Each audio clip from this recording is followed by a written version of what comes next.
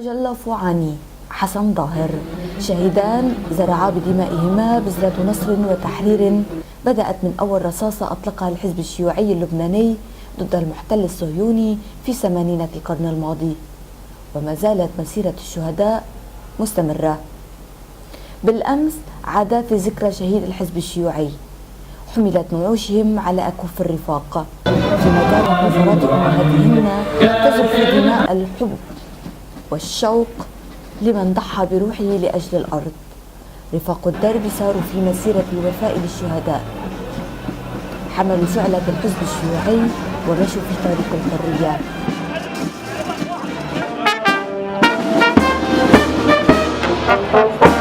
في مسيرة حملت في طياتها أبعاد الوطنية والمقاومة، ووجهت رسالة السلاح طريق الانتصار، التحرير من دنس المحتل أينما وجد.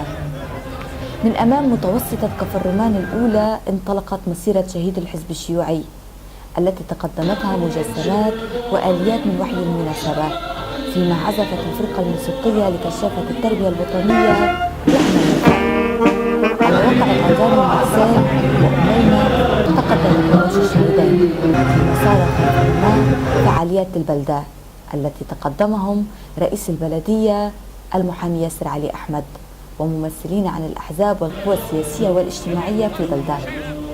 وتخلل المسيرة عد عسكري من وحي المقاومة الوطنية، فيما حملت المشاعل وسيرت دبابة عسكرية وجيب عسكري يعلوه المقاومين، في تأكيد على قوة المقاومة في تحقيق النصر والتحرير. وفي نهاية المسيرة التي تخللها تأبين رمزي للشهيدين فوعاني وظاهر، ألقى مسؤول العلاقات السياسية وعضو المكتب السياسي للحزب الشيوعي حسن خليل كلمة شدد فيها على قيمة المقاومة في تحرير الأرض من العدو في كل أقطار الوطن العربي.